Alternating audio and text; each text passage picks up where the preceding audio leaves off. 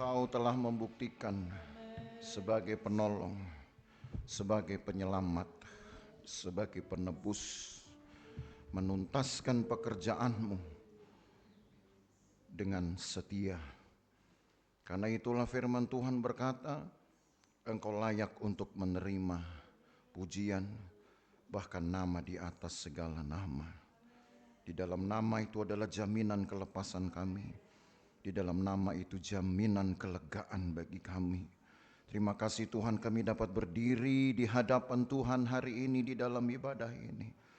Lagi sekali Tuhan, kami menyadari bahwa mungkin belum cukup layak kami untuk menghampiri Engkau. Tapi Engkau yang mengenal hati kami. Engkau akan menerima semua persembahan kami dari mulut kami, dari hati kami ini. Dan lengkapilah ya Tuhan sukacita kami hari ini dengan firman-Mu. Di dalam firman Tuhanlah kekuatan, kuasa yang akan memberikan kami kekuatan, penghiburan, bahkan kemenangan-kemenangan. Tuhan, urapi hamba-Mu yang akan berbicara dari firman-Mu. Tuhan juga urapi kami semua supaya firman Tuhan mendapatkan tempat untuk kerja Allah, sehingga kami menikmati pekerjaan Tuhan, menjadi hasil tuaian pekerjaan Tuhan karena firman-Mu. Terima kasih Tuhan Yesus, berkati pelayan-pelayan yang sudah mengambil bagian, baik yang di musik, baik di multimedia, baik di kolektan, ataupun pelayan-pelayan lain. Tuhan berkati kami semua. Di dalam nama Yesus Kristus kami akan menikmati firman-Mu. Haleluya. Amin. Haleluya. Puji Tuhan. Dari sekian episode perjalanan orang Israel di padang pengembaraan mereka, saudara, maka bisa saya katakan pada periode inilah ya, yang akan kita lihat di dalam Ulangan 32, satu kelegaan atau suasana baru dari hari-hari padatnya mereka menjalani rute-rute yang ganas itu di dalam pengembaraan mereka. Dan mungkin juga padatnya aktivitas mereka dari hari ke hari yang boleh dikatakan lebih banyak dicatat dalam Alkitab itu jalan, nanti bermalam, kemudian pasang tenda, bongkar tenda, jalan lagi. Kalau Tuhan suruh berhenti, maka mereka pasang tenda lagi. Tuhan suruh berjalan, bongkar lagi tenda.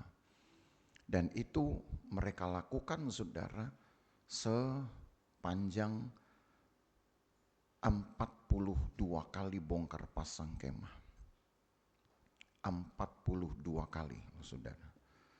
Dan kita pernah bahas itu di dalam kitab Bilangan, ya, beberapa waktu yang lalu, bahwa di dalam periode-periode itu yang kemudian dibagi di dalam 4 etape, ya, gitu ya.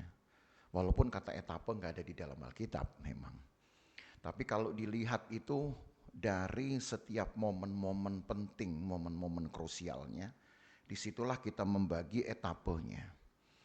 Etape 1 dari Mesir ke Sinai, yaitu ya, sebutlah fase 1-nya. Yang kedua dari Sinai ke Kades Barnea. Yang ketiga dari Kades Barnea sampai ke Kades Barnea lagi. Atau sampai ke Sungai Zeret. Dari Sungai Zeret sampailah kemudian mereka di pegunungan Abarim. Titik terakhir sebelum mereka nanti akan menyeberangi Sungai Yordan. Itu tiap-tiap fase itu punya pengalaman sendiri-sendiri. Ada pengalaman kemegahan, ada pengalaman kematian, ada pengalaman mujizat, gitu. Dan itu kalau kita mendengar begini cerita itu menyenangkan seolah. Karena yang kita rasa, yang kita bayangkan, ya hanya sependek di dalam ruang diskusi seperti ini, di dalam ruang komunikasi seperti ini. Tapi kalau saudara menjalani itu bersama dengan orang Israel pada waktu itu, Ya, detik ke detik, hari ke hari, tahun ke tahun, apalagi abad ke abad, enggak sampai abadnya. Ya, dasawarsa ke dasawarsa selama 40 tahun. Itu bisa bosan, Saudara. Bosan betul. Makanya umat Tuhan ini kadang-kadang ngomel-ngomel. Jadi rupanya kalau orang bosan itu banyak ngomelnya. Dan berarti ngomel itu tanda orang bosan. Nah begitu. Dan itu terjadi. Tapi mungkin kalau cuma omelan biasa tidak apa-apa. Tapi yang paling disayangkan itu adalah dalam omelan itu mereka melukai hati Tuhan. Mereka bahkan seperti tidak menganggap Tuhan itu ada.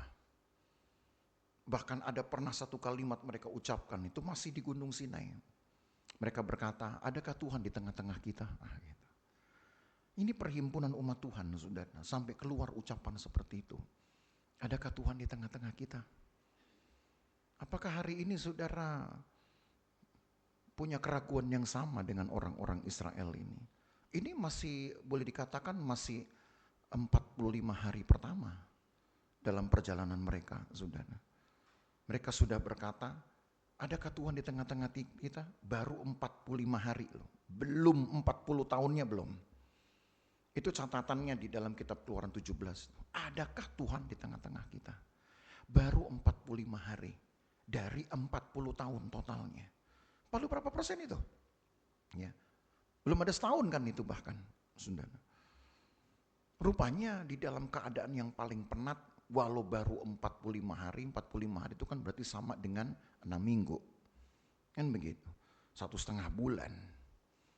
Belum apa-apa lah dibanding perjalanan yang nanti sisanya lebih panjang, lebih melelahkan. Tapi kadang orang itu sudah merasa perjalanan itu jauh lebih capek dari yang bisa ditanggung. Nah gitu. Adakah Tuhan di tengah-tengah kita? Apakah kondisi Bapak Ibu sekarang juga pada akhirnya hampir terpikirkan ya, atau sudah ada di otak ini satu perkataan ini, memang ada enggak Tuhan di tengah-tengah kita? Tuhan ada enggak di dalam keluarga saya? Tuhan ada enggak di dalam usaha saya? Sebelum engkau mengucapkan itu, lebih baik patahkan dulu di dalam pikiran saudara. Sebab kalau nanti kita lihat ayat 32, pasal 32 kitab Ulangan ini. Ternyata apa yang Allah baru buat dalam 45 hari, itu baru satu kali atau kali pertama dari sekian banyak yang nanti Tuhan akan tambahkan itu di dalam 40 tahun kemudian. Belum apa-apanya, baru pendahuluan saja. Malu rasanya kalau kita terlampau buru-buru mengucapkan bahwa Tuhan itu tidak di tengah-tengah kita. Ketika dalam perjalanan iman kita, perjalanan pengiringan kita kepada Tuhan, kita sudah merasa ada yang gak cocok antara maunya kita dengan maunya Tuhan. Ya memang dalam pengiringan kepada Tuhan gak akan pernah cocok, saudara. Gak akan pernah ada kata yang cocok. Sebab Alkitab berkata, bukan kehendakmu yang jadi, tapi kehendakku, kehendak Allah yang jadi.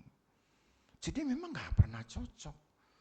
Maka supaya cocok, kita yang mencocokkan. Dan kita gak bisa paksakan Allah yang harus cocokkan itu dengan suasana hati kita. Allah yang harus sesuaikan dengan apa yang kita pikirkan. Kalau Allah seandainya dengan segala kebaikannya, kebaikan yang gak berdasar buat saya. Misalkan, saking begitu baiknya, Allah turutin kemauan manusia, maka Allah gak akan dihormati. Gak akan dihormati. Sebab saudara rasa Tuhan itu gampang saudara kondisikan sesuai dengan maumu, mau pikiran kita. Gak ada hormat-hormatnya lagi kita dengan Tuhan. Sebab manusia itu kalau sudah merasa bisa dia atur, berarti dialah penguasanya. Betul kan saudara? Kalau sudah mulai ada orang yang mau diatur, berarti saya lebih berkuasa dari orang itu. Dan bayangkan kalau Yesus harus saudara sesuaikan Kehendak Allah saudara paksa harus sesuai dengan kemauan kita. Allah bisa nggak dihormati. Jadi kekristenan harus dipahami sebagai satu ketahanan dari keinginan untuk melakukan kehendaknya sendiri. Makanya 40 tahun Tuhan puter-puterin supaya mati dagingnya orang Israel. Tapi apa mau dikata? 40 tahun rupanya buat mereka saudara bukan menggerus kedagingan. Bukan makin menghilangkan kedagingan. Malah mereka menghilangkan persekutuan dengan Tuhan. Nah, kalau itu menjadi simbol dari pengiringan gereja Tuhan akhir zaman, maka rasanya jauh kita dari kehendak Tuhan. Hari Sabtu besok saya akan berbicara saudara dari banyak anak-anak Tuhan yang tersebar di beberapa negara. Saya cuma cukup di depan laptop doang. Gitu, namanya ibadah Zoom kan, itu enaknya. Tapi nanti yang nonton itu dari beberapa negara, dari banyak negara. Itu hari Sabtu besok. Tahu nggak apa yang mereka minta? Khotbahnya menakutkan. Bro, tolong kasih kami khotbah tentang 7 gereja di kitab Wahyu. 7 jemaat di kitab Wahyu. Punya nggak kira-kira nanti kaitannya dengan sifat atau karakteristik gereja Tuhan akhir zaman? Karena kita mau tahu karakter seperti apa yang dicari Tuhan. Sudah ada yang merindukan, walau kelompok ini saya nggak tahu berapa banyak. Ya. Katanya sih ada sekitar 60-an orang. Gitu, katanya. Tapi kalaupun jumlah itu terkumpul semua, saya cuma ngomong di depan laptop. Ya. Pertanyaannya, apakah benar yang merindukan gereja yang cocok dengan kehendak Tuhan, hati Tuhan, hanya segitu orangnya? Dan ini bukan orang-orang muda, mereka sebutnya mantan pemuda.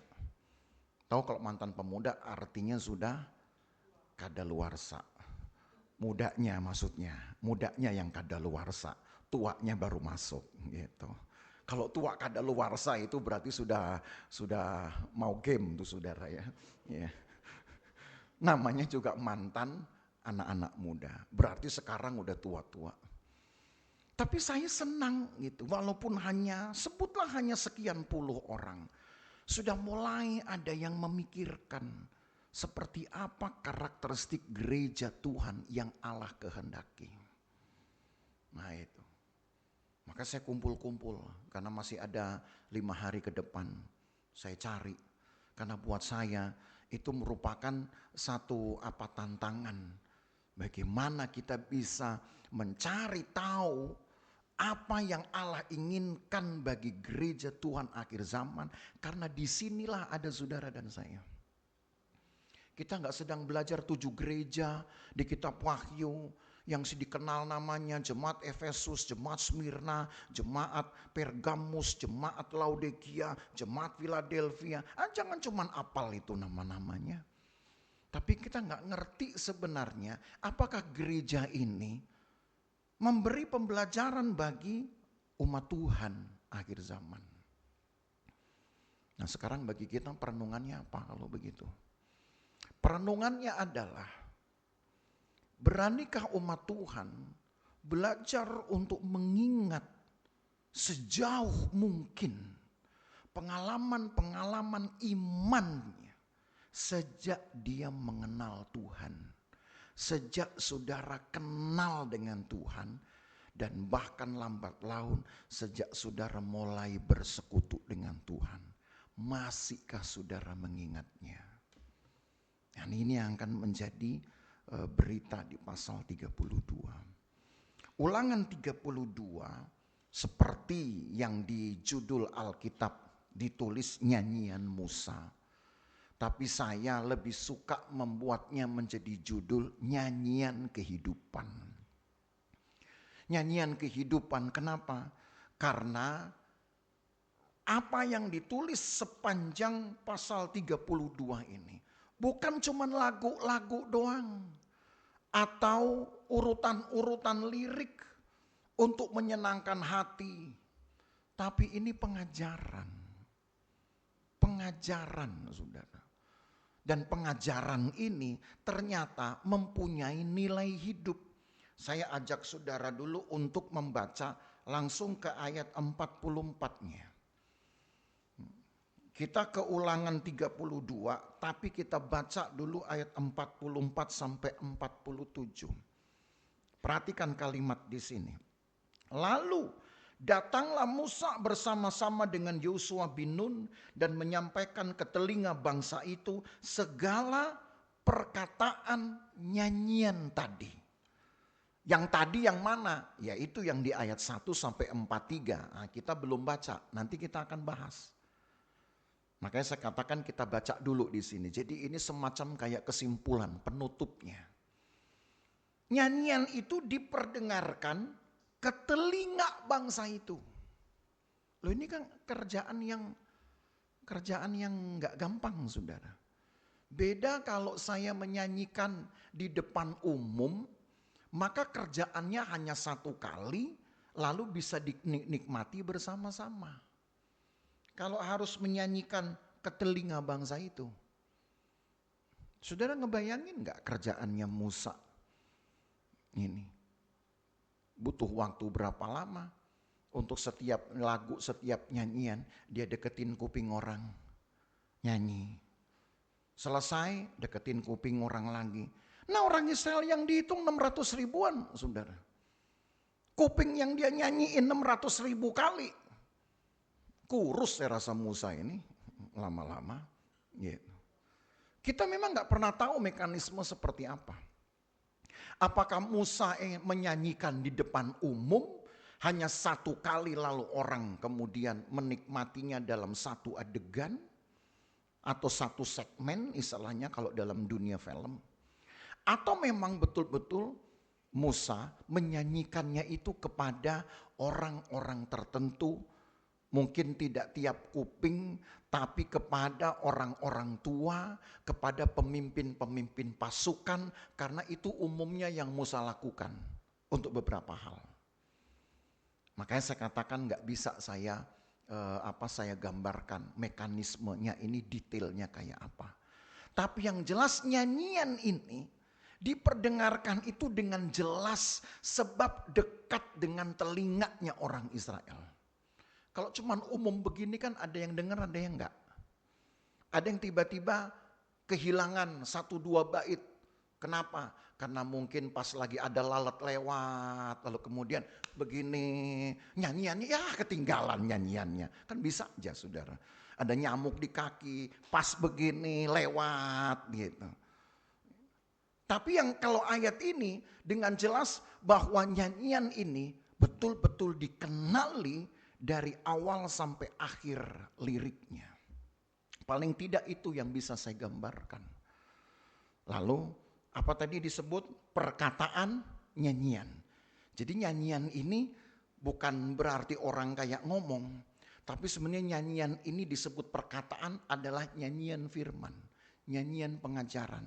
Karena dalam Alkitab itu istilah perkataan, istilah titah, sabda, itu sinonim dari kata firman, ya. Jadi perkataan nyanyian ini maksudnya adalah nyanyian pengajaran. Terus ayat 45.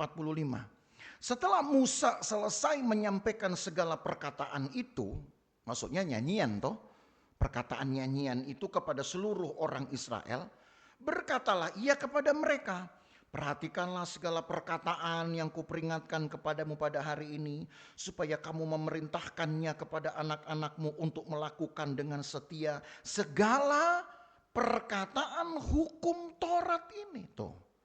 Berarti nyanyian itu sebenarnya adalah hukum Taurat. Gitu. Dan pesannya apa? Nanti kau ajarkan lagi sama anak-anakmu. Maka nyanyian itu harus betul-betul dikenali. Di telinga mereka harus betul-betul dikenali. dari awal sampai akhirnya. Sebab harus diturunkan dengan tepat. Pernah nggak saudara ikut lomba pesan berantai? Yang satu ngomong ke orang yang kedua ngomong orang yang ketiga, sampai orang ke-10. Nyampenya sama nggak? Enggak. Di depan dikasih kalimat, anjing bawa paku. Sampai nomor 10, anjing bapakku.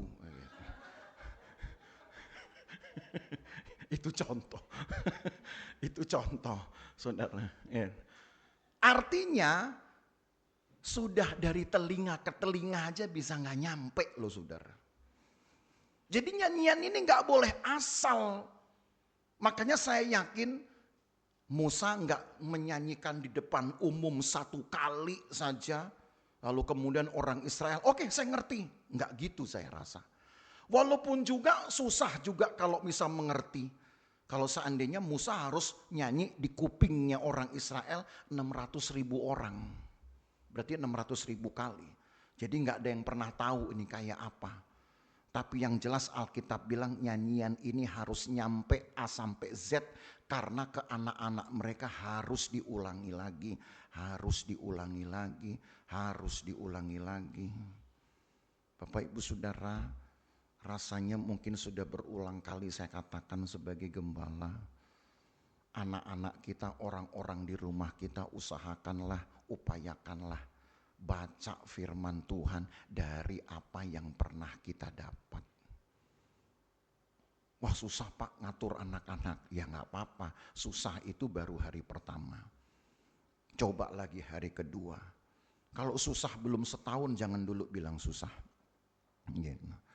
Susahnya berapa lama? Sampai memang susah betul diatur. Sampai memang susah betul mau dapat waktu. Tapi kan Allah mengerti usaha kita toh. Allah ngerti usaha kita. Jangan dipikir orang Israel juga dengan gampang. Oh besok langsung anak-anak mau dengar. Enggak juga, nanti saudara akan lihat itu. Dari sekian ayat yang akan kita baca dari isi nyanyian. Kan kita belum ke situ. Yang jelas nyanyian ini wajib diturunkan kepada anak-anak. Jadi pastikan pengajaran ini enggak boleh ada yang hilang. Setuju? Maka kalau saudara dengar firman Tuhan, usahakan jangan ada yang hilang. Gitu. Jangan sampai ada lalat mencuri firman saudara. Atau nyamuk mencuri firman saudara. Jangan sampai, saudara. Baru ayat yang terakhir, ayat yang ke-47. Jadi sekarang saudara tahu, nyanyian ini adalah hukum Taurat. Ya. Ayat 47, sebab perkataan ini bukanlah perkataan hampa bagimu, tetapi itulah hidupmu. Nah dari kalimat ini saya ambil judulnya. Jadi ini bukan sekedar nyanyian Musa, ini bukan hanya sekedar nyanyian firman, bukan lagi sekedar nyanyian pengajaran, ini bahkan melampaui dari nyanyian-nyanyian pengajaran, tapi nyanyian kehidupan. Saudara nyanyi ini, maka hidup kita akan kita jalani dengan betul-betul menggairahkan. Apa isi nyanyiannya? Mari kita baca dari ayat 1. Kita mungkin tidak akan membaca sampai ayat yang ke-43, saudara. Tapi saya akan perlihatkan kepada saudara 3 bagian besar dari 7 ayat pertama saja di dalam nyanyian ini. Ayat 1 sampai ayat yang ke-7. Pasanglah telingamu hai langit, aku mau berbicara. Dan baiklah bumi mendengarkan ucapan mulutku. Mudah-mudahan pengajaranku menitik laksana hujan, perkataanku menetes laksana embun, laksana hujan renai ke atas tunas muda, dan laksana dirus hujan ke atas tumbuh-tumbuhan. Sebab nama Tuhan akan kuserukan, berilah hormat kepada Allah kita.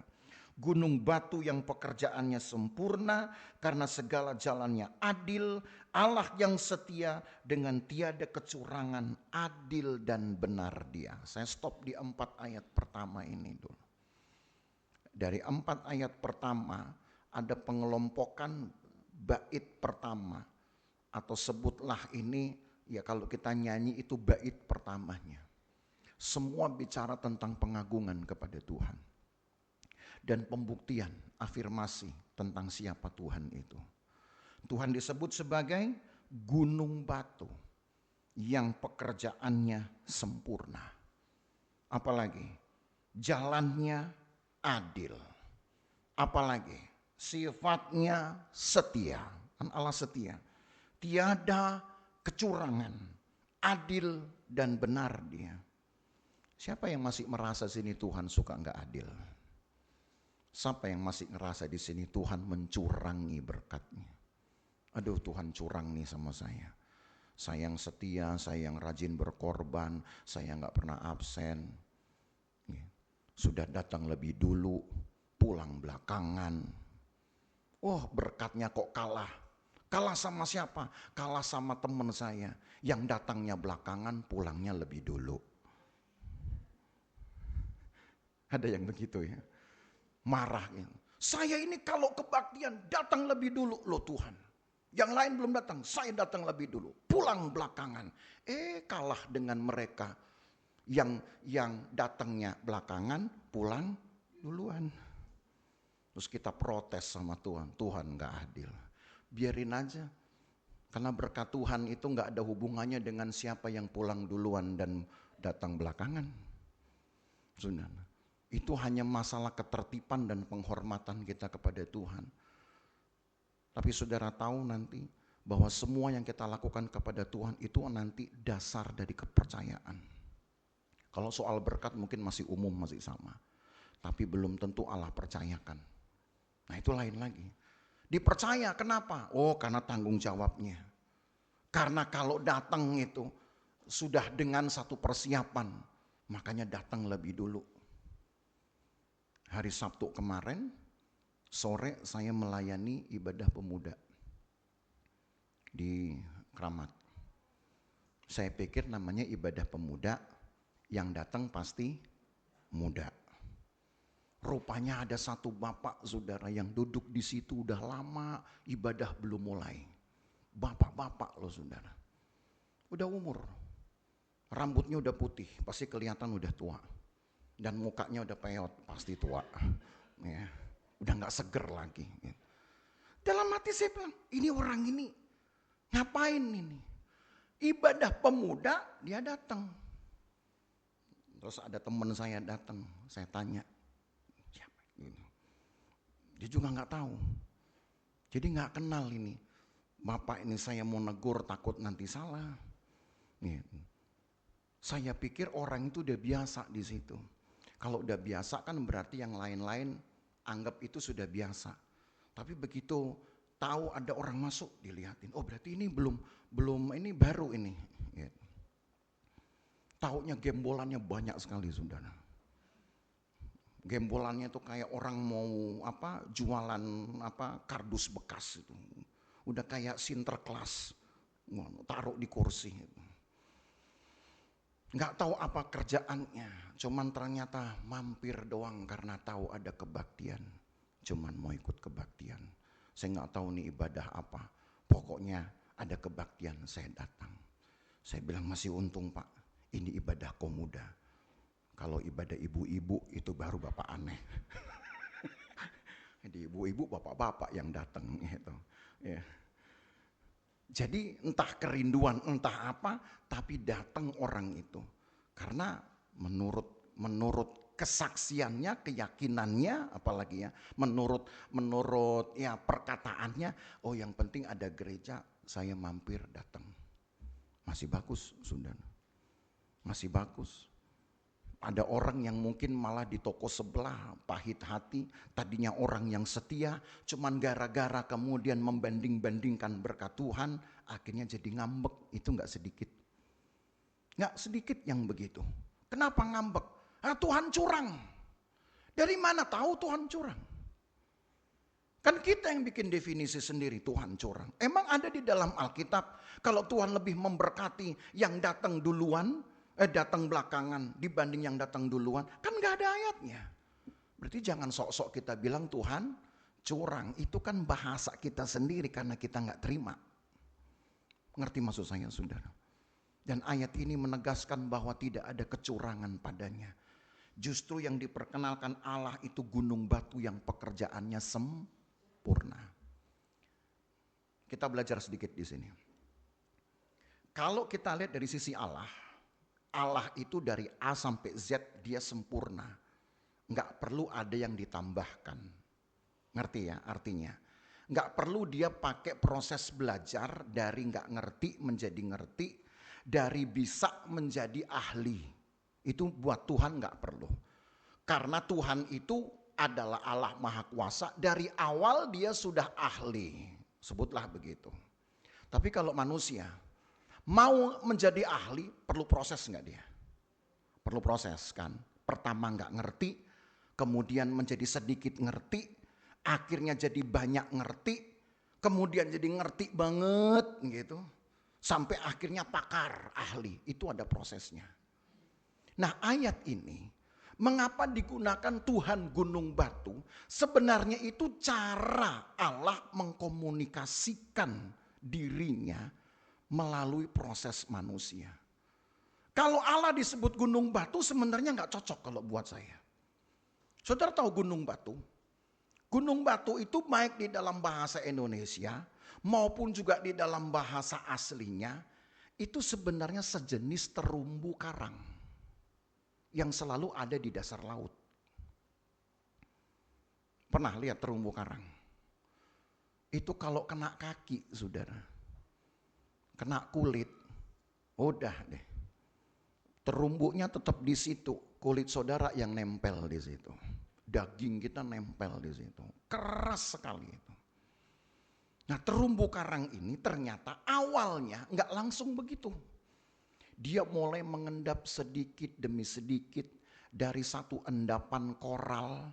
Kemudian dibungkus dengan satu zat yang namanya kalsium karbonat. Itu kalau dari segi keilmuan. Lama-lama saudara pelan-pelan tapi butuh waktu yang lama. Lama-lama dia akan makin numpuk, makin besar, makin keras. Ya. Kalau ini disematkan kepada Allah, dari sisi Allah nggak cocok. Kenapa?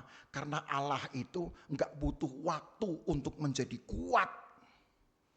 Dari dulu Allah itu kuat. Karena dia memang maha kuat. Tapi kenapa Allah menggunakan istilah ini? Lagi-lagi supaya kita mengenal Allah itu sama seperti kita menjalani proses kehidupan kita. Dari kecil menjadi besar. Besar menjadi kecil lagi. Coba lihat orang-orang tua saudara. Makin lama kan makin kecil ya. Dulu gembala saya bercanda sama saya saudara. Gembala saya ketika sudah mulai masuk usia 70 tahun gitu.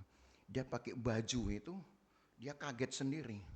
Kok kayak kebesaran baju saya ini gitu. Kok kayak kebesaran dia pakai baju apapun ininya longgar. Ininya jadi kayak besi sak begitu sebenarnya. Oh saya kurus ya. Enggak, ternyata enggak kurus. Memang rupanya makin tua itu badan menyusut, saudara. Mengecil. Jadi memang proses alami dari kecil, kita jadi gede, percayalah nanti segede apapun saudara ujung-ujungnya kecil lagi. Tapi enggak sampai bayi juga, enggak saudara. Ya, itu masih salabim namanya. Jadi saudara yang memang pengen kurus, enggak usah repot. Nanti waktu makin tua kurus sendiri. Tenang aja. Gitu. Ciut dia sendiri udah, nggak perlu nanti disedot-sedot udah. Sekarang sedot lemak, sedot segala macam udah, ya. Nanti kurus sendiri. Ya. Jadi makin kecil berarti ada yang berubah. Kalau Allah nggak pernah berubah, tapi kenapa dia gunakan terumbu karang atau gunung batu karang sebenarnya kalau ayat ini. Ini bukan batu-batu yang ada dilihat di daratan loh saudara. Makanya saya heran ini. Mengapa yang dipakai istilah gunung batu yang acuannya ke batu karang? Padahal orang Israel lagi ada di padang belantara ini. Gitu. Rupanya sekuat-kuatnya batu yang ada di darat, ternyata masih kalah kuat dengan batu yang terbentuk yang ada di dasar laut. Batu laut itu ternyata jauh lebih kuat dari jenis batuan yang ada di darat. Karena terbentuk banyak sekali dengan satu senyawa kimia, lalu pengikisan air laut. Batu di darat nggak ada tantangan dia. Angin toh nggak bisa mengikis dia. Tapi batu di laut bentuknya akan makin padat karena setiap kali dikikis air, lama-lama dia akan sampai pada bentuk yang paling padat, yang paling keras. Itu keilmuannya begitu. Tidak ada batu yang lebih kuat yang justru yang ada di dasar laut. Jadi baru saya ngerti mengapa Tuhan disebut dengan batu, gunung batu. Bahkan dari Mazmur 18 sudah disebut dengan batu karang yang teguh. Karena batu itu hasil dari sebuah proses panjang, saudara, untuk menjadi batu yang paling kuat dan gak ada lawannya. Lagi sekali, kalau dilihat dari perspektif Tuhan, ini menjadi gak penting. Karena Tuhan itu dari dulu sudah kuat, gak perlu proses. Tapi Allah perlu dikenal dengan cara kita mikir. Allah perlu kita kenal dengan cara kita memahami diri kita. Dari dulu saya awal gak tahu. Oh sekarang tahu. Nah karena itulah Allah menggunakan identitas ini. Saudara mau kuat, saudara harus berani terima banyak kikisan-kikisan. Potong, lewat apa itu? Omongan orang, dirasain orang. Bilang aja haleluya.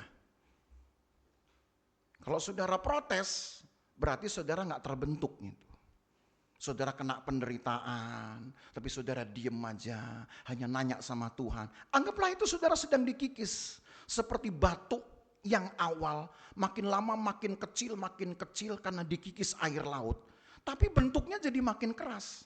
Nanti pelan-pelan dia akan besar lagi karena ada timbunan kalsium karbonat tadi.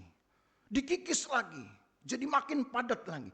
Lama-lama saudara, bentuk bukan hanya besar saja, tapi besarnya itu karena berisi. Makanya batu di laut itu selalu lebih kuat daripada batu di darat. Jadi Tuhan yang setia itu diperkenalkan kepada kita. Kalau kita ingin setia seperti Tuhan, sabar aja. Yesus dikata-katain, diem aja. Betul enggak? Yesus bahkan mau dilempar ke jurang, diem aja. Yesus bahkan dikata-katain setan. Pernah kan Yesus dikata-katain, kau mengusir dengan kuasa Beelzebul. Santai aja dia. Coba kalau kita dikatain setan, lu yang setan. Nah, kan pasti begitu. Yesus santai aja. Kita bisa gak sih jadi orang santai sudah? Mau dibilangin setan biarin aja. Makin banyak kita dikatain setan, berarti setan makin kenal siapa kita. Makin terkenal kita sama setan. Dan kalau dia setan tahu, ternyata yang disebut ini jemaat GPD Lusufan, udah jangan main-main. Sekali ditengking, keluar deh. Oh iya dong. Maka saudara kalau menengking setannya, jangan orangnya saudara tengking. Ini orang yang ngomong sama saudara, saudara tengking. Setannya yang ditengking, orangnya saudara kasihi. Setuju? Namun menjadi batu karang ini. Jadi nyanyian kehidupan ini satu pembelajarannya. Kita harus berani menerima proses Tuhan ini. Lewat pengikisan kedagingan kita, pengikisan di telinga kita. Oh memang telinga ini gampang panas. Gampang panas. Kalau telinga panas pasti hati panas. Tapi siapa yang bisa mendinginkan? Telinga yang panas masih bisa kasih es batu. Hati panas mau ditelen tuh es batu. Nggak bisa juga. Jadi mau menjadi anak Tuhan yang Tuhannya adalah gunung batu atau terumbu karang, saudara harus belajar setia dulu. Dikata-katain, saudara tetap maju. Dijelek-jelekin, saudara tetap maju. Enggak pusing sama orang. Enggak usah pusing sama orang. Kenapa, saudara? Karena kalaupun nanti saudara ada di dalam keadaan yang tidak baik, belum tentu orang ini mau nolong. Kalau kita dalam keadaan baik, orang ini jadi teman. Tapi begitu kita nggak baik, belum tentu teman itu tetap jadi teman. Paham maksud saya kan? Jadi Tuhan aja lah yang prioritaskan. Nanti kalau saudara rasa kehilangan teman, Tuhan bisa kasih teman yang lain. Loh, hebat itu kan? Itu baru satu ya. Yang kedua, ayat 5 sampai ayat yang ke-6. Berlaku busuk terhadap dia mereka yang bukan lagi anak-anaknya, yang merupakan noda satu angkatan yang bengkok dan belat-belit. Demikianlah engkau mengadakan pembalasan terhadap Tuhan, hai bangsa yang bebal dan tidak bijaksana. Bukankah ia Bapakmu yang mencipta engkau, yang menjadikan dan menegakkan engkau? Hal yang kedua ini saudara, kita diajar itu untuk konsisten, untuk taat. Kalau yang pertama diajar untuk setia. Yang kedua diajar untuk konsisten. Kenapa? Karena saudara lihat ayat 5. Ada satu komunitas, satu kelompok dari orang Israel yang gak lagi disebut dengan anak Tuhan. Ayat 5. Berlaku busuk terhadap dia mereka yang bukan lagi, tahu artinya bukan lagi anak-anaknya. Artinya dulu dianggap anak tapi sekarang enggak. Kenapa bisa begitu? Ya karena kedurhakaan, karena bikin capek, gak bisa diatur tadi, mau-maunya sendiri. Rupanya orang Israel ini awal, kalau saudara ingat di dalam Keluaran pasal yang ke-19, ayat yang ke-5 dan 6, di situ Tuhan bilang, kamu bagiku adalah anak sulung. Itu penghargaan besar loh saudara. Di Keluaran 19 ayat 5 dan 6. Israel anak sulung. Di sini 40 tahun kemudian ada dari sekelompok anak sulung yang bahkan bukan lagi disebut sebagai anak-anaknya. Kenapa? Karena mereka telah berlaku busuk. Tuh kan begitu. Coba kita baca nih, pelan-pelan ayat 5. Berlaku busuk terhadap dia mereka yang bukan lagi anak-anaknya. Karena berlaku busuk. Dan mereka bahkan menjadi noda, yaitu suatu angkatan yang bengkok dan belat-belit. Tahu belat-belit itu artinya apa? Pelin-pelan. Maunya ditolong Tuhan, tapi disuruh setia nggak mau. Maunya Tuhan pakai, tapi untuk setia masih mikir-mikir. Ini namanya pelin-pelan. Saudara mau jadi pelin-pelan? Enggak. Saudara ingin diberkati, saudara ingin dipakai Tuhan, ya bayar harganya. Setia dulu. Kan tadi yang pertama, menjadi kuat itu perlu proses panjang. Justru malah makin dikikis, dia nanti akan dapatkan bentuk yang paling keras, yang gak bisa dikikis lagi. Nanti ada endapan-endapan makin besar lagi, tapi dikikis lagi.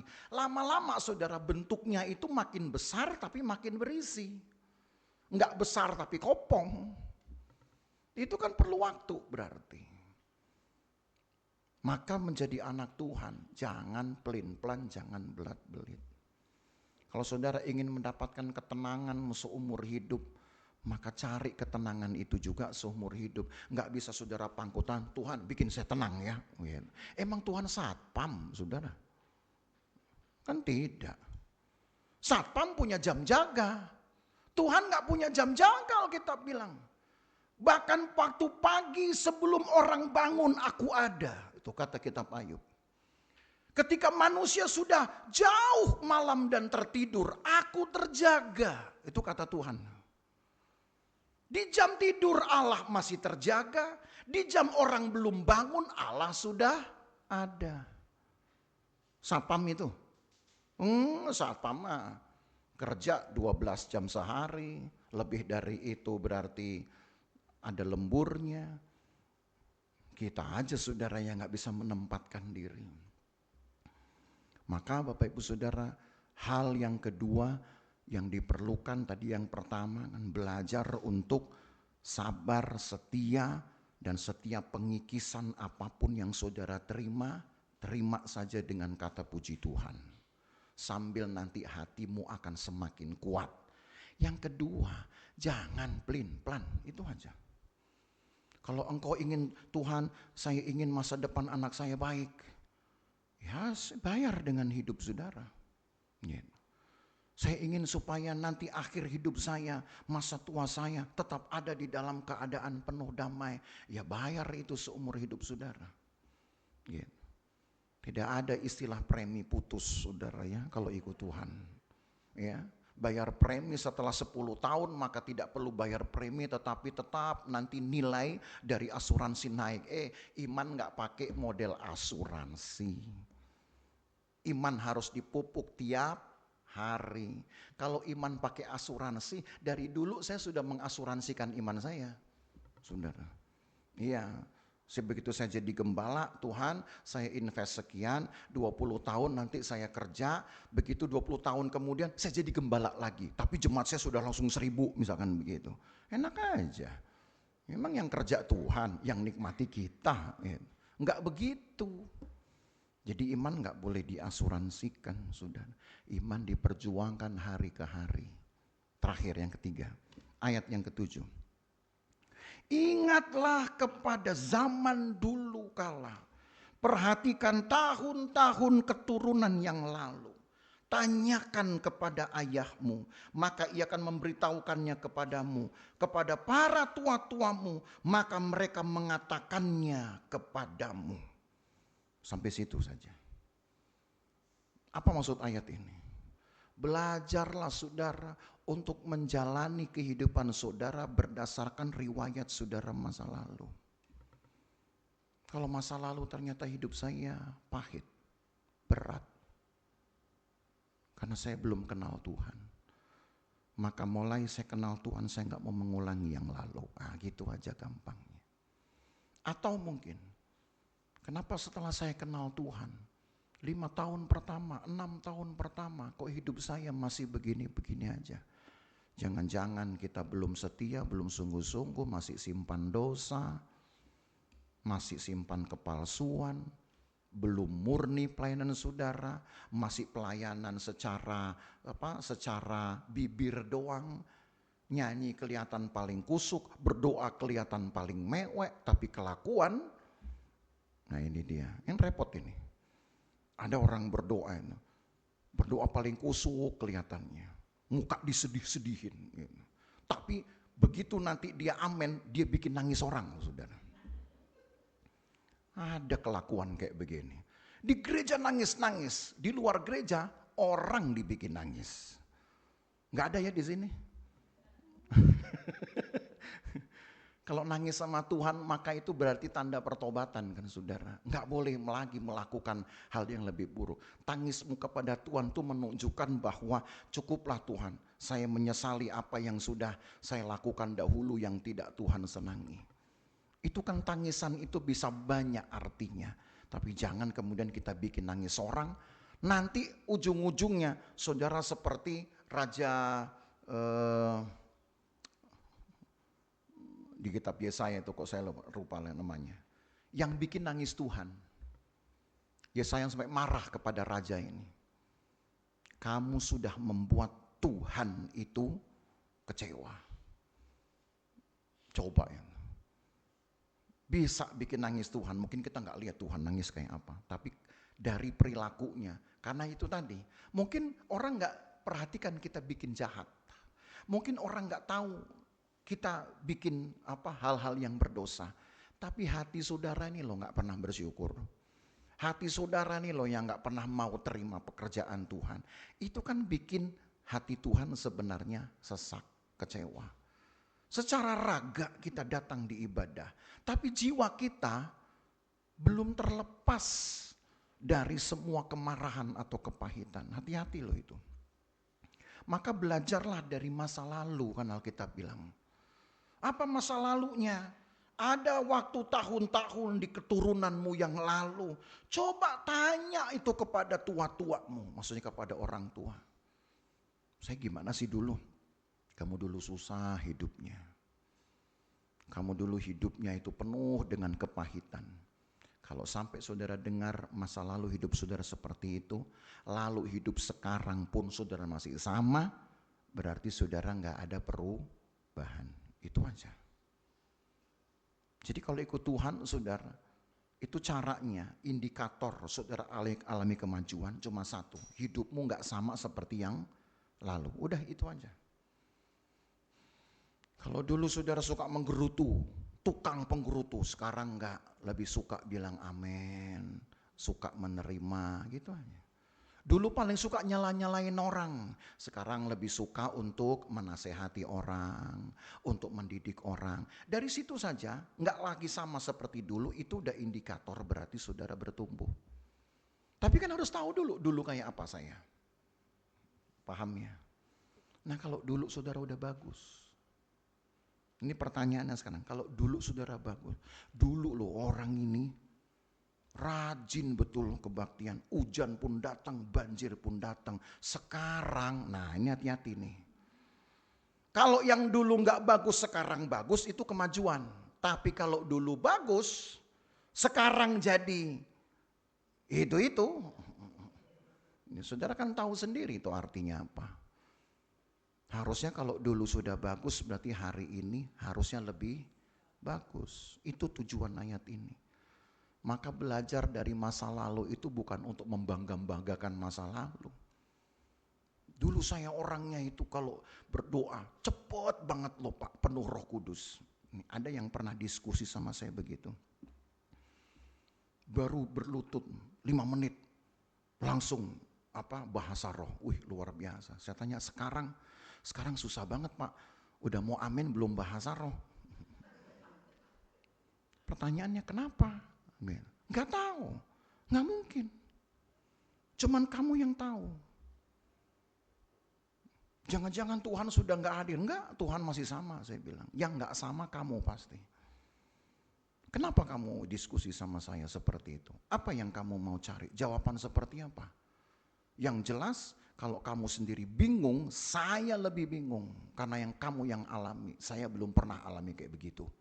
Gimana saya mau jelaskan? Gitu. Yang penting Tuhan itu tetap sama, gak pernah berubah. Berarti yang berubah kamu.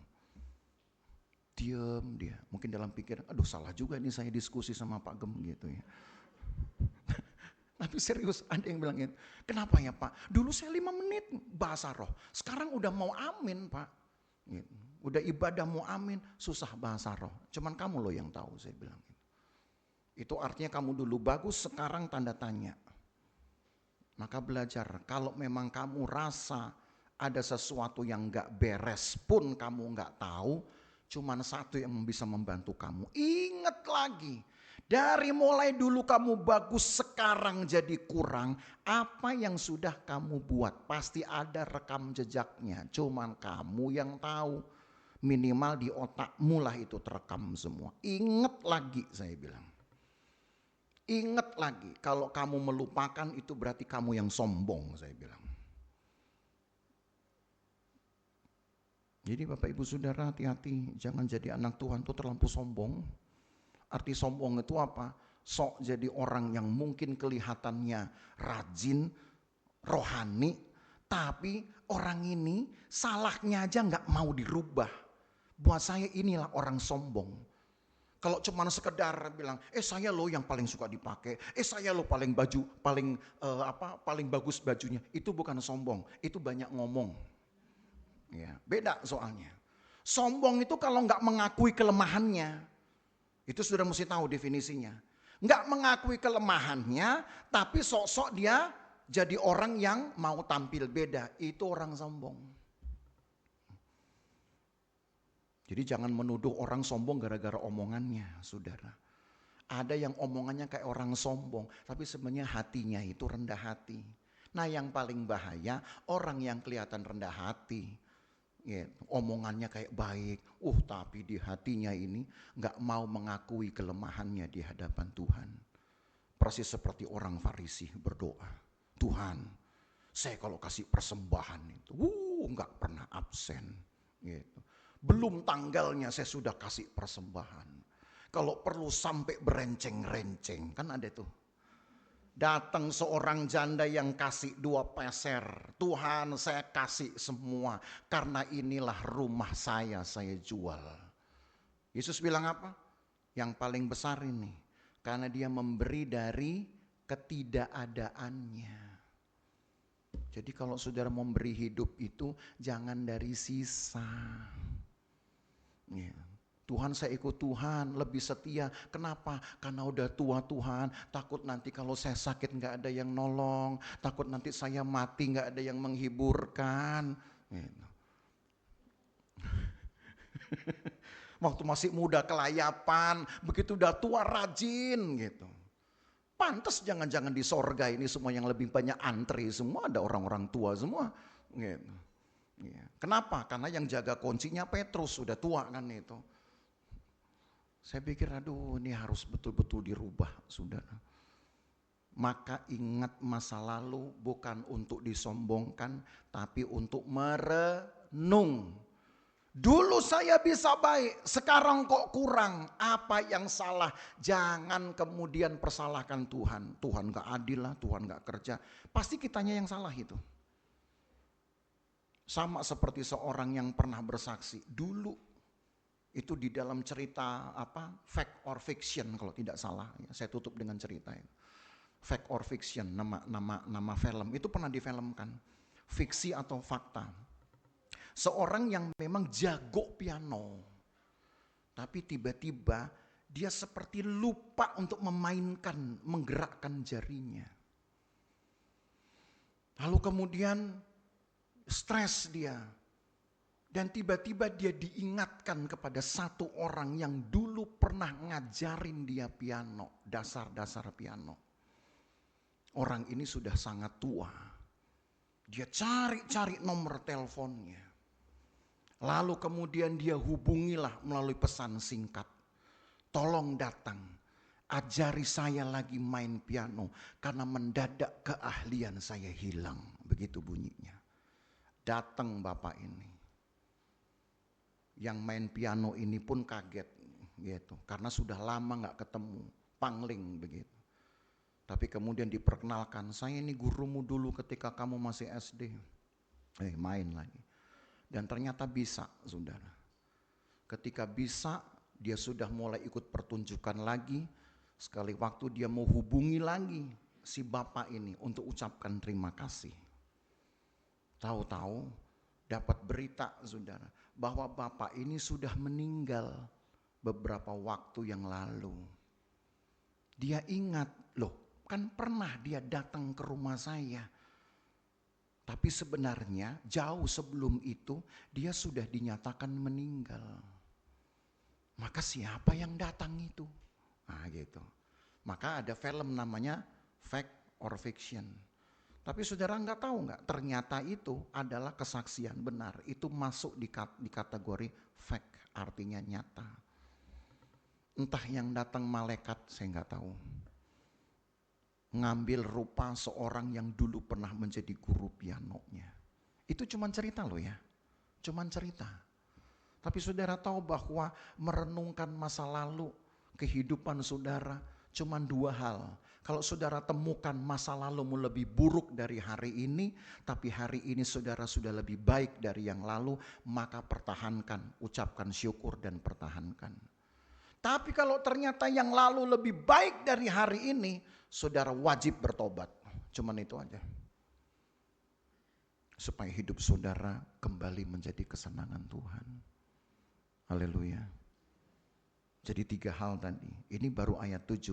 Kalau kita sambung sampai ayat 43 sampai tengah malam nih saudara. Ya. Saudara mau belajar seperti Tuhan setia. Dan setia itu gak bisa karbitan saudara. Jadi besar dikit, diberkati, jadi besar, dipotong lagi. Kena lagi omongan orang. Wah korupsi lu misalkan gitu.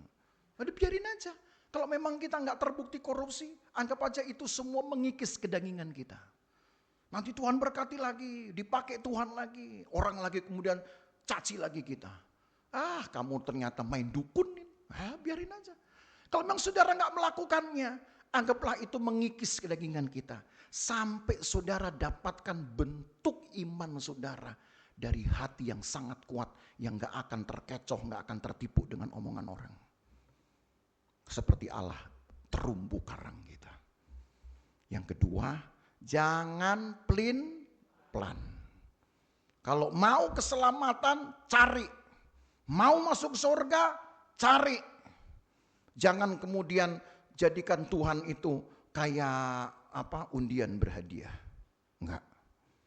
Dan yang ketiga, rajin-rajin merenungkan diri, bandingkan dengan masa lalu, kemajuan saya sudah sampai di mana. Kiranya Tuhan tolong kita.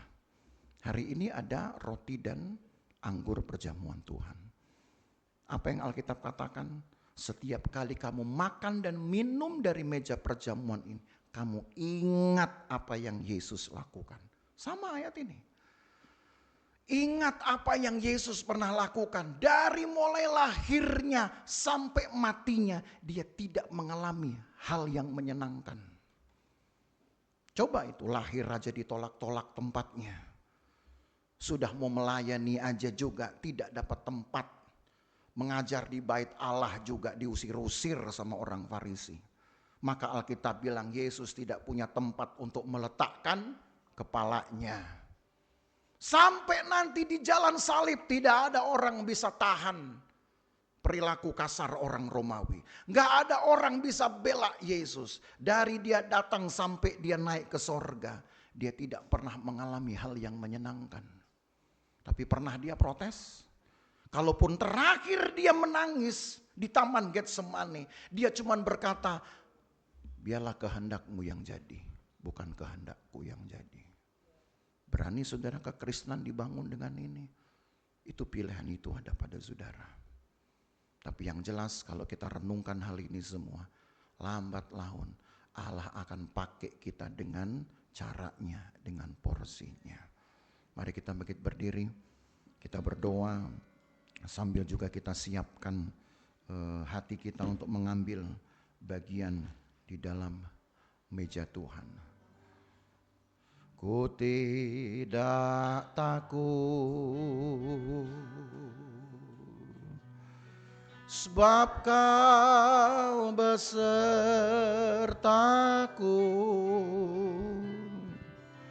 Ku tidak bimbang, sebab Engkau Allahku. Engkau meneguhkanku, bahkan menolongku.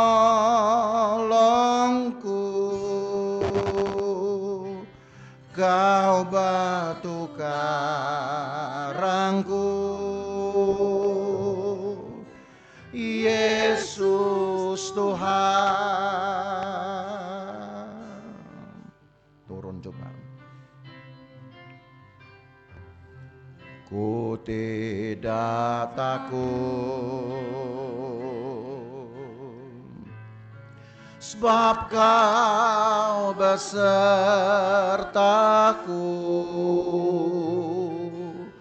Ku tidak bimbang,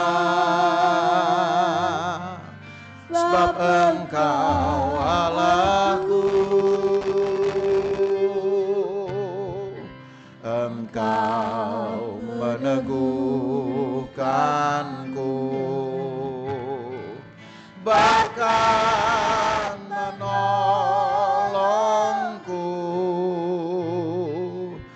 Kau batu karangku,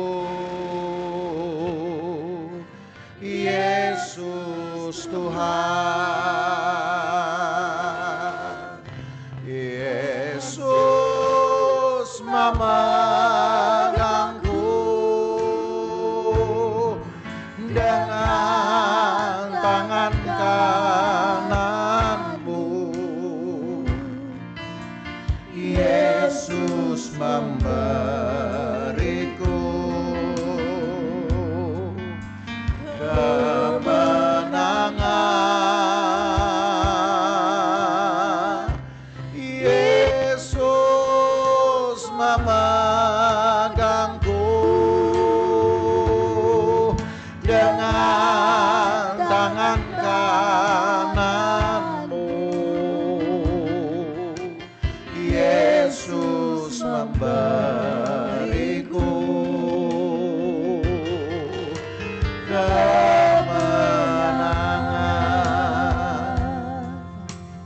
Dia adalah batu karang kita. Dia adalah kekuatan dan penghiburan kita. Tapi jangan cuma mau terima enaknya, terima juga prosesnya, walau tidak enak. Tapi proses ini akan membentuk, akan memperkuat, akan membuat kita makin berisi. Memang namanya proses tidak menyenangkan, dikikis memang tidak menyenangkan. Tapi di balik pengikisan itu, kedagingan kita mati, egois kita juga mati, kesombongan kita juga turut mati. Maka yang ada hanya kemurnian, hanya ketulusan, hanya kesalehan. Dan sisanya itu justru yang membuat nilai kita mulia di hadapan Tuhan. Maka belajar Bapak Ibu Saudara untuk menjadi pengikut Tuhan, pengiring Tuhan. Bukan hanya menghabiskan tahun-tahun kita menjadi orang Kristen. Mengikut Tuhan bukan berarti menjalani sisa hidup kita sebagai anggota gereja. Tapi mengikut Tuhan artinya menghabiskan waktu-waktu kita untuk menghabiskan keakuan kita, egois kita, hawa nafsu kita. Itulah Kristen sesungguhnya. Maka berdoalah, mintalah Tuhan, nyatakan terus kehendak-Mu. Kalau memang engkau lihat masih ada yang perlu dipotong, dikikis, katakan Tuhan, lakukan kehendak-Mu, karena harus kehendak Tuhan yang jadi. Toh hari ini kita akan dihiburkan dengan meja Tuhan. Ada roti dan anggur perjamuan Tuhan. Simbol dari tubuh dan darah Kristus sendiri. Yang karena kehidupan ketaatannya, dia tetap bertahan ada di muka bumi. Sampai matinya menghidupkan banyak orang percaya, kata Alkitab. Dan kiranya itu saudara dan saya juga ada di dalamnya. Nyanyikan lagu ini saudara, dengan iman, dengan percaya, dengan pengharapan. Pelayan perjamuan silakan ke depan. Ku tidak takut, sebab Kau besertaku.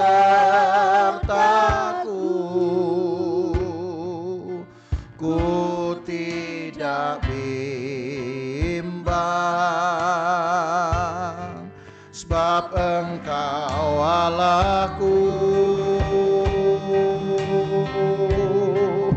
Engkau meneguhkanku, bahkan menolongku.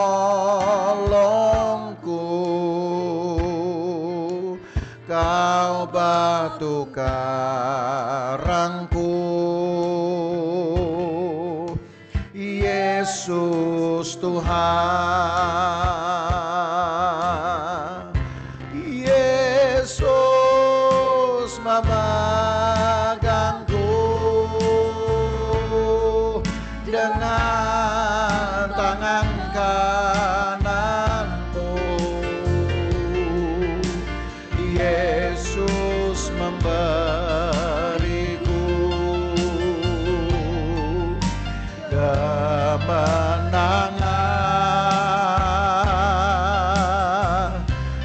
Yesus memegangku dengan tangan kananmu. Yesus memberiku kemenangan. Tuhan, kami berdoa, kiranya hidup kami menjadi persembahan yang baik dan benar di hadapan Tuhan. Kalau kami mengalami kemalangan-kemalangan, kiranya hanya Tuhan yang kami cari. Tangan kami yang kami tengadahkan supaya Tuhan yang akan menangkap tangan kami. Pada kami ada meja Tuhan dengan roti dan anggur perjamuan. Tuhan sucikan dan kuduskan, berkati ini, supaya kami mengambil bagian mendapatkan berkat yang sama seperti di dalam hidup-Mu. mendapatkan kekuatan dan kuasa yang sama seperti yang ada di dalam tubuh dan darahmu. Di dalam nama Yesus, turun berkat Tuhan atas roti dan anggur perjamuan Tuhan ini. Sucikan kami yang akan mengambil bagian di dalamnya, pelayan-pelayan yang juga akan melayani kami. Berkati ya Tuhan, karena berkat datang dari Tuhan sendiri. Di dalam nama Tuhan Yesus Kristus, kami akan mengambil bagian di dalam perjamuan Tuhan ini. Amin. Saudara silakan duduk, saudara akan dilayani.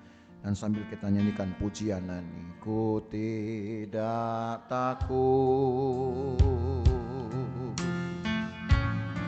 sebab Kau besertaku. Ku tidak bimbang, sebab Engkau Allahku.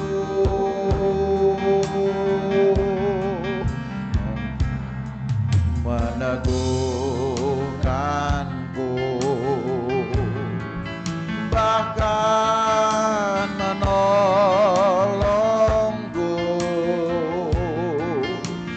Kau batu karangku, Yesus Tuhan. Yesus memegangku dengan tangan kananmu. Yesus memberiku kemenangan.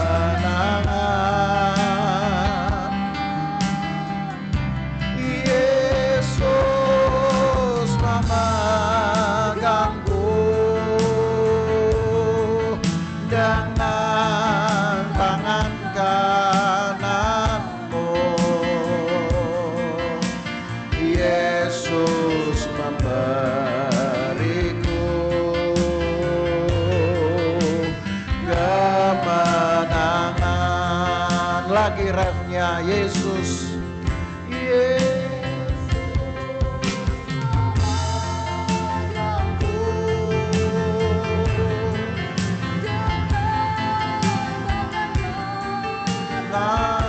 Mari kita bangkit berdiri, saudara.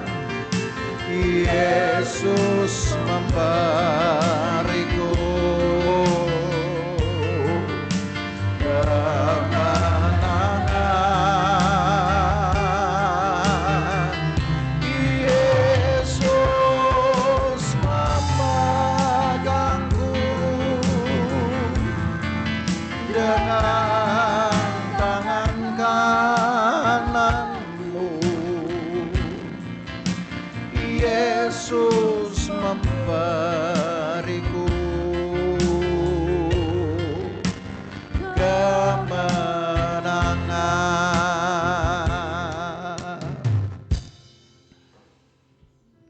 Tubuh dan darah Tuhan adalah satu perjamuan yang khusus yang Tuhan sendiri adakan, karena ini tidak pernah ada sebenarnya di dalam tradisi Israel. Tradisi Israel mengenal apa yang disebut dengan perjamuan Paskah, tapi itu hanya untuk makan bersama, bukan untuk memecah-mecah roti dan membagi-bagikan anggur. Itu hanya dilakukan oleh Yesus bersama dengan murid-muridnya. Perjamuan tersendiri yang berbeda dengan perjamuan Paskah pada umumnya. Karena memang ini pekerjaan Allah, tidak pernah ada di dalam tradisi Israel sebelumnya. Tapi Allah perlu meninggalkan ini untuk menjadi ingat-ingatan bagi kita gereja Tuhan zaman sekarang, akhir zaman. Bahwa hanya dengan tubuh dan darah Tuhanlah keselamatan itu dapat diberi, keselamatan itu sampai kepada kita. Maka apa yang paling mulia, paling besar Tuhan bisa sediakan? berarti untuk semua yang saudara perlu dalam hidup Tuhan juga sediakan. Yang paling besar keselamatan Tuhan beri. Berarti apa yang perlu untuk hidup saudara, pasti Tuhan beri. Maka kalau hanya sekedar kesembuhan, kelegaan, kelepasan, penghiburan, Allah bisa beri. Itu sebabnya kita perlu mengambil bagian dalam perjamuan Tuhan ini untuk mengingat kembali berapa banyak pekerjaan Yesus itu yang kita alami dalam hidup kita. Berapa banyak kita mengalami kuasa, berapa banyak kita mengalami pertolongan Tuhan, berapa banyak kita mengalami mujizat. Walau bukan itu yang menjadi target kita. Target kita hanya bersekutu kepada Tuhan. Berikutnya kuasa Allah adalah kepercayaan. Kejar persekutuan, kepercayaan ditambahkan kepada saudara. Kuasa ditambahkan kepada saudara. Mujizat ditambahkan kepada saudara. Dahulukan persekutuan. Kuasa Allah akan dipercayakan sepenuhnya. Dan disinilah kita berdiri mengambil bagian di dalam roti dan anggur perjamuan. Angkat roti di tangan kanan saudara, dengarkan firman Tuhan. Sebab apa yang telah kuteruskan kepadamu telah aku terima dari Tuhan. Yaitu bahwa Tuhan Yesus pada malam waktu ia diserahkan mengambil roti. Dan sesudah itu ia mengucap syukur atasnya, memecah-mecahkannya dan berkata, inilah tubuhku yang diserahkan bagi kamu. Perbuatlah ini menjadi peringatan akan aku. Di dalam tubuh Tuhan ada kesembuhan. Maka kita yakin kita pun bisa menerima kesembuhan dari Tuhan. Di dalam nama Yesus Kristus kita makan ini dengan percaya.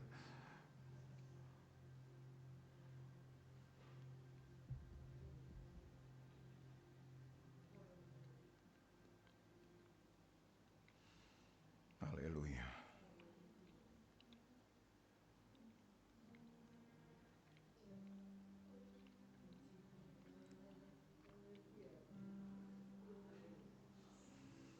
Ya lama-lama mas. Biar lama-lama mas.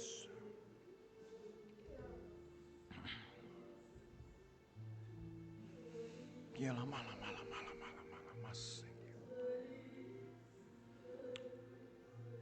Ya lama-lama mas.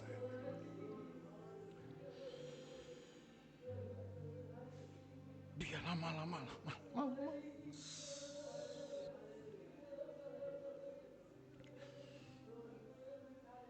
Ya lama-lama mas.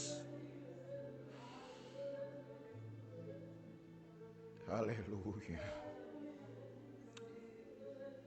Haleluya. Terima kasih.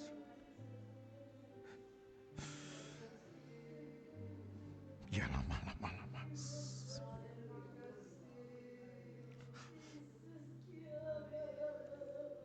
Mas. Haleluya. Haleluya. Angkat cawan anggur di tangan saudara. Dengarkan firman Tuhan, demikian juga ia mengambil cawan sesudah makan. Lalu berkata, cawan ini adalah perjanjian baru yang dimeteraikan oleh darahku. Perbuatlah ini setiap kali kamu meminumnya menjadi peringatan akan aku. Sebab setiap kali kamu makan roti ini dan minum cawan ini, kamu memberitakan kematian Tuhan sampai ia datang. Karena di dalam kematian Tuhan ada kehidupan. Nyanyian kehidupan diperdengarkan. Hari ini suara kehidupan pun saudara sudah terima. Kita minum dengan percaya di dalam nama Tuhan Yesus Kristus.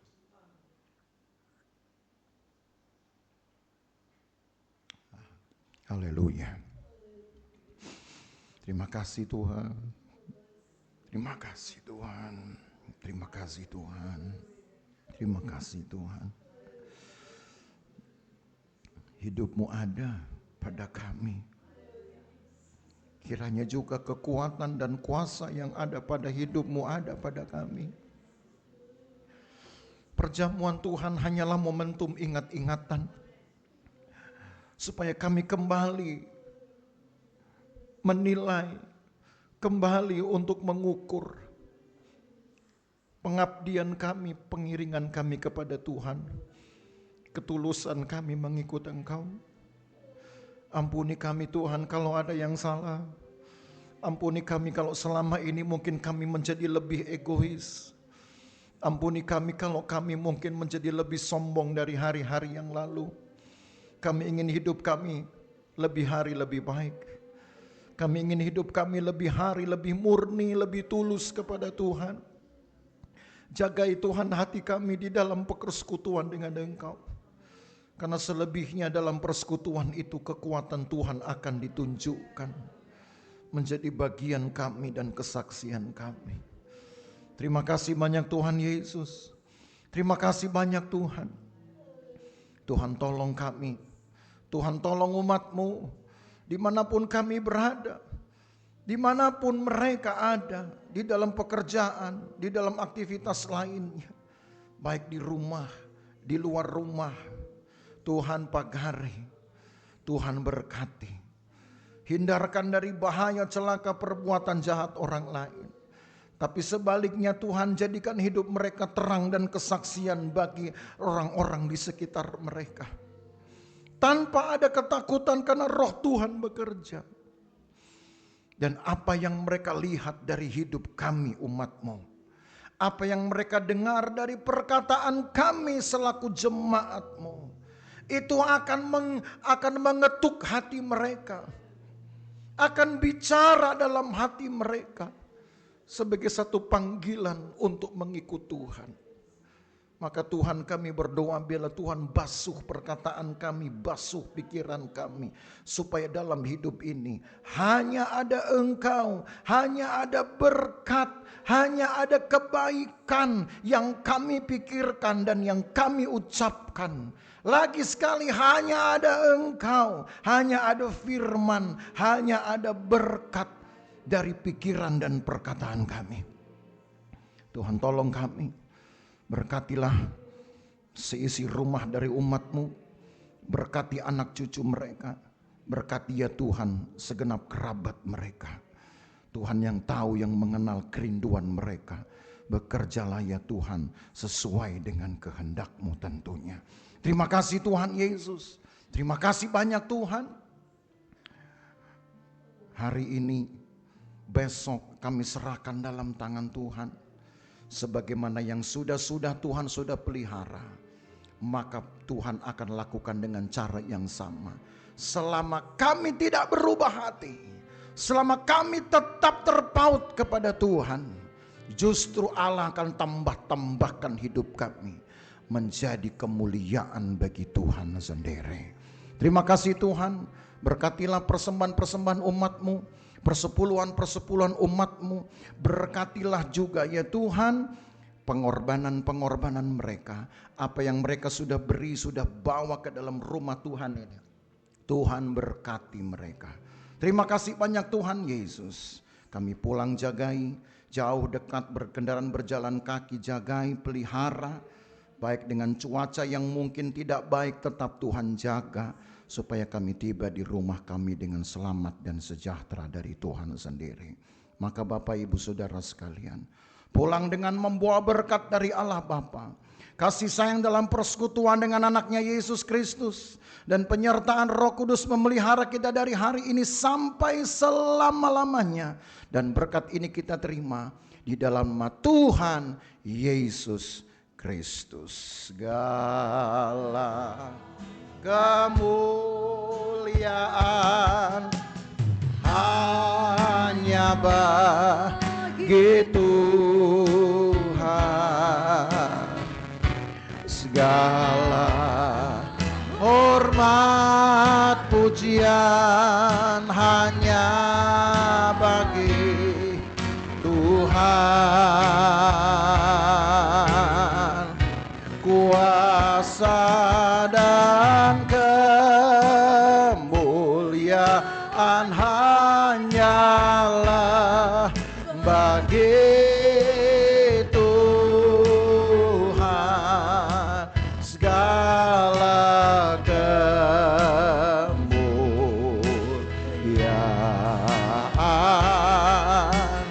keadilan